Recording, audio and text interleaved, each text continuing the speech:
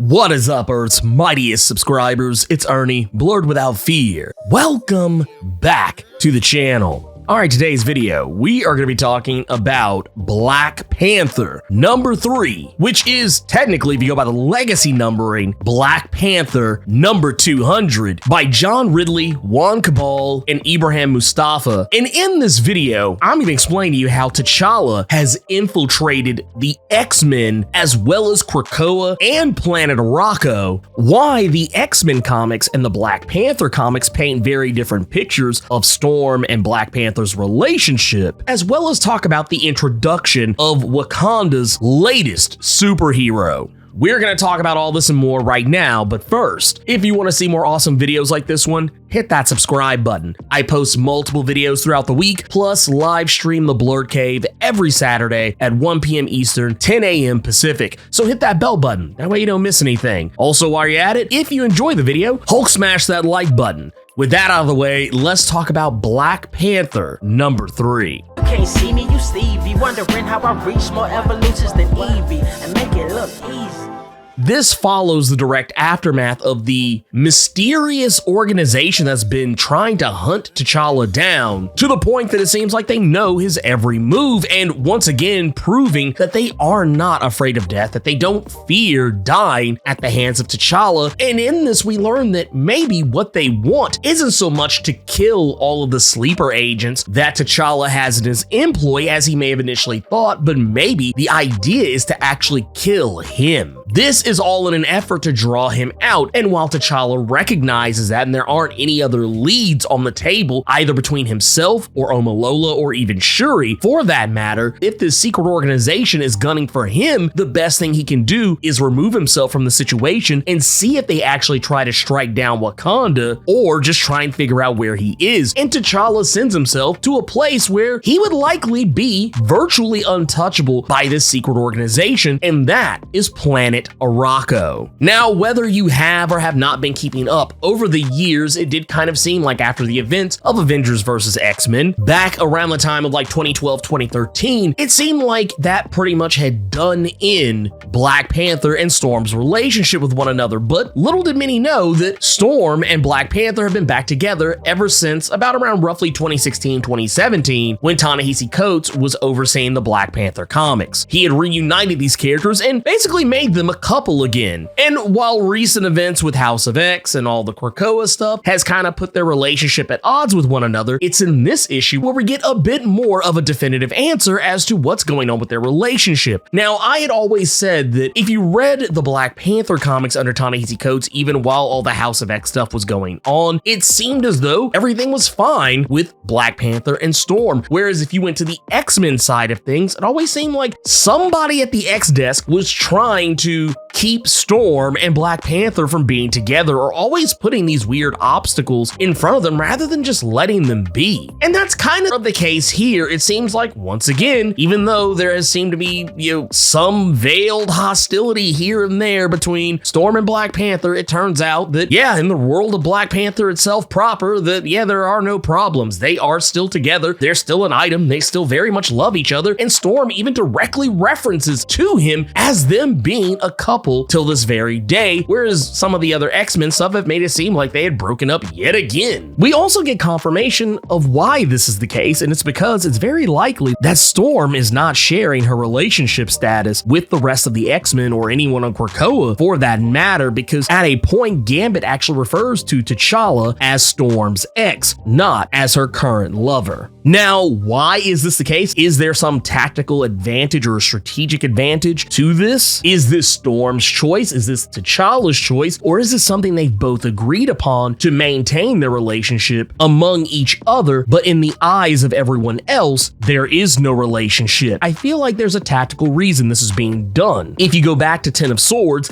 it seemed as though their relationship was about to be dissolved publicly before all of Wakanda, and maybe even so much to the people of Krakoa, making it seem as though Storm and Black Panther had fallen out of favor with one another. But now you get to hear, and it seems like, they only seem them to act as though they are in a relationship when no one else is looking. Once again, not saying that Gambit and Storm are the closest of people, but honestly, of everyone that is standing around them this particular point in time, it would be more shocking if Storm and T'Challa were dating and none of the other X-Men, Gambit and Rogue especially, wouldn't know that this was a thing. So clearly, this is being done intentionally to keep both of their respective parties in the dark. Now, why, you might ask? It's very likely to keep the pressure off of both of them. Let's think about this. During House of X, and of course since then, Krakoa and Wakanda have been at odds with one another, with Wakanda outright denying and not even bothering to recognize Krakoa's sovereignty, and even at the Hellfire Gala, outright refusing Krakoa's Mysterium, even at multiple points saying that we have no need or want for your magic medicines or magic metals. And I'm pretty sure that there's a lot of pressure on Storm to try and fix that relationship or make it better, considering how close that she is with T'Challa, and if both of them pretend as if neither one of them are interested in dating one another, keeping a rather cold attitude towards one another, there's likely less pressure on both sides for either one of them to have to manipulate the other politically or use their ties to one another for any kind of political gain one way or the other. I mean, think about it. Don't even try and think for 5 seconds that no one on the Quiet Council hasn't suggested the idea of Storm using her ties to Black Panther to curry some kind of favor with them. I'm pretty sure it's come up, and it would be very disgusting to watch. But this is not the only reunion that T'Challa has when he goes to planet Arakko. He is also reunited with the character Gentle, who is not happy to see him in the slightest. Now, for those who are unfamiliar, Gentle is a character who was born in Wakanda, though he is not 100% pure-blooded Wakandan. His father is Russian, and things get even more wishy-washy here because Gentle is also a character who is also treated as an outsider because of his mixed ancestry, but also because he's a mutant, and that's something that I think a lot of people tend to forget about Wakanda. Yes, Wakanda has always kind of been an isolationist nation. However, they've also been a xenophobic nation when it comes to mutants. They don't necessarily hate mutants, but they don't necessarily treat them particularly well either, and sometimes they can tend to treat mutants as though they were outsiders. We saw this, and I've talked about this multiple times in the past in other videos, in regards to the character Storm. When Storm was the queen of Wakanda, when she first married T'Challa and became his queen, she was even treated with some of the same disdain. Sometimes people treated her differently. Sometimes people loved her, sometimes people hated her. It really was kind of on a case-by-case basis, but overall, she was still treated as though she was not of Wakanda. Not just because she was a mutant, but also because she wasn't from Wakanda. She was from Africa as a whole. She was never specifically born and raised Wakandan. But getting back to Gentle, Gentle is a character who has been kind of treated like an outsider, and if you go back to the storyline X-Men Worlds Apart from back in 2008, it's in the storyline where we learn more about how Gentle was raised and how he's treated by Wakandans. Even his own mother didn't want him back in Wakanda. That should tell you everything you need to know about how Gentle very likely would feel about being in Wakanda. And here he even goes into it that everyone in Wakanda made him feel like he didn't belong, and that people called him things like freak and half-breed. And when they talk about half-breed, they're not talking about him being a mutant. They're talking about him only being half Wakandan, hating him because of his biracial nature. And it gets to the point that Gentle is so angry with T'Challa, and T'Challa is even kind of being, not, I won't say dismissive, but definitely kind of minimizing how Gentle should feel about how he feels, to the point that Gentle winds up unleashing his power, which, by the way, for those who don't know, Gentle no longer lacks control of his superhuman strength. It was once upon a time that he needed these vibranium tattoos to keep his powers in check so that he wouldn't accidentally destroy the world or destroy himself using his powers. He no longer has that weakness. He actually can unleash his powers as he sees fit. He actually doesn't need these vibranium tattoos. It's kind of a weird wonder why he even keeps them. However, he is able to lay T'Challa out, and if not for Storm stepping in, he very likely would have killed T'Challa, even declaring that he hates Wakandans.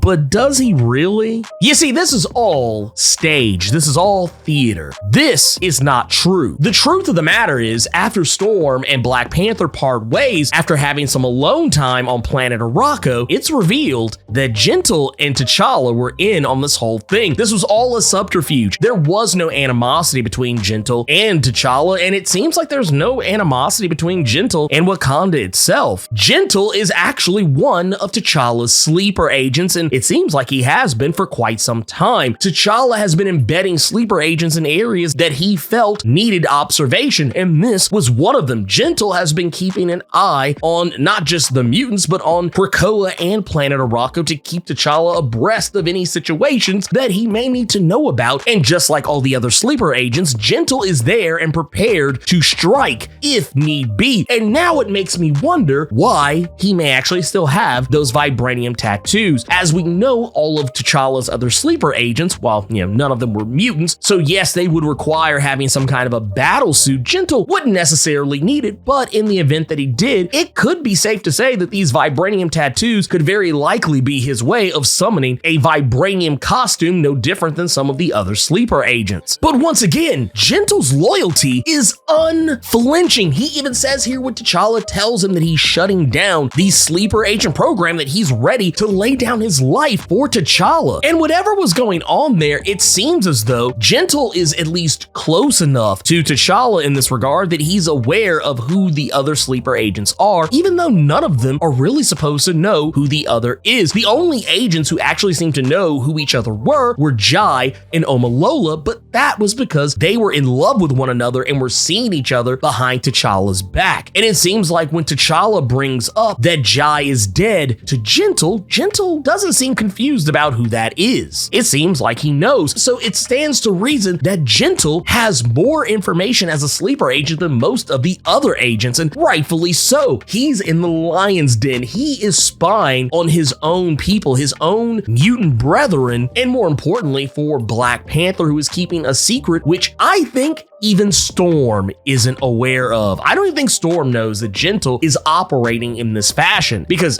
hell, if she did, Gentle wouldn't have to hide it from her either. He literally waits until she leaves to reveal the true nature of who he truly is. That said, this is huge, and once again, I don't know if this will play any dividends down the road, but considering that Gentle was one of the many mutants who was listed on the X vote for this year, and I don't think he's gonna win, even though he was my vote, and I feel like he is the only correct vote, but if he were to win, we could really get a lot of awesome storytelling with a future X-Men storyline regarding Black Panther and all of this. Though, if I had to gamble, if Gentle does not get picked up for the X-Men vote, I think that what we will learn is that when X-Men Red comes around, which is a more Storm-focused book and focused on planet Arakko itself, I think that's where we'll start to see more of the lion's share of this storyline playing out with Gentle, as well as in the pages of John Ridley's Black Panther. Now, the other thing I wanted to talk about is, and this doesn't take a whole lot of time. This is actually a story that's at the back of this issue, as there are multiple stories in this issue. There's a story where we're introduced to a new character from Wakanda, and this is interesting to me because this is a character who is very different from some other characters we've been introduced to. In the past, especially in Ta-Nehisi Coates' run of Black Panther, there was a huge theme about people breaking away from Wakanda proper and not agreeing with the way that Wakandans were in the modern day. And it turns out that we are introduced to a character in this issue by the name of Tosin Oduye, a Wakandan who is descended from other Wakandans who had broken away from Wakanda proper, kind of similar in a way to how we have seen the Jabari in the comics, as well as even probably more aptly the Jabari in the MCU, who had shied away from Wakandans embracing of vibranium and technology in the way that they have. However, in this case, these people do embrace vibranium. However, they embrace it in a very different nature. Kind of like how we were talking earlier about Gentle's vibranium tattoos, we see something very similar in these people that Tosin hails from in Wakanda. These are people who don't just use vibranium technology. Vibranium has become a way of their life. They have vibranium tattoos and they are at peace with the land and are kind of striking some balance between nature and vibranium itself. And it seems as though the vibranium tattoos that they wield grant them some level of power. And as we we learned at the beginning of John Ridley's run that Wakanda was finally breaking away from being a part of a monarchy and now becoming more of a democracy, Tosin gets the impression that maybe this might be the time for his people and Wakanda to finally come together, because whereas other people hate that Wakanda has become a democracy, these particular Wakandans are potentially happy that this is the case, because now it feels like Wakanda is becoming a one true people governing themselves and not just relying on the direction of a king. But when Tosin steps into the arena, it just so happens, as we learned earlier in this issue, when Akili warned T'Challa that there were potential situations brewing, potentially situations where people are trying to overthrow the democracy of Wakanda, that there is now infighting inside of Wakanda. There is insurrection in Wakanda yet again. And when the Hattusarazi break into the Senate chambers and are demanding that Prime Minister Folasade be surrendered to them, Tosin steps in and unleashes a vibranium wave very similar to what we've seen Black Panther do with his vibranium suit, revealing his name and that he is there to protect the Prime Minister and that he is there to fight for the one true Wakanda. Now, this is a brand new character that Marvel has introduced. Tosin is new. He is not someone that we have seen before, though there are elements of him that might remind you of other characters. I've seen a lot of people online trying to say that, oh, this guy is the new Miles Morales. I'm not going that far, but he is, I guess, in a sense, if you want to talk about a young superhero character being introduced in a, I guess, more prominent solo heroes, comic, then yes, I guess you can make that distinction. But beyond that, I don't think there's much correlation between the two. However, I am interested to see if this character gets any more airplay, more panel time rather, in the Black Panther series under John Ridley, or if maybe we'll see him in future comics to come. But definitely this story is something that is going to pay dividends down the road. I don't think it's going to be something that we're going to see pay off immediately. Black Panther still has to contend with this shady organization who's trying to out him, and we'll have to deal with that first, I think, before we really dig into what's up with Tosin. But just looking at him, it seems as though he definitely has abilities that Black Panther has, but only because of the vibranium suit. This kid actually has these abilities just within him, able to unleash sonic waves, and it even seems like he can affect superhuman speed to some degree. It's probably safe to say that any abilities that Black Panther has, whether they are due to the heart-shaped herb or due to the vibranium suit, it seems like it's safe to say that Tosin might actually have most of these abilities. But anyways, let me know what you thought about Black Panther #3, and are you interested in this new character Tosin? How do you feel about Gentle being a spy on his own mutant people on planet Arakko? Keep it plus ultra and sound off in the comments.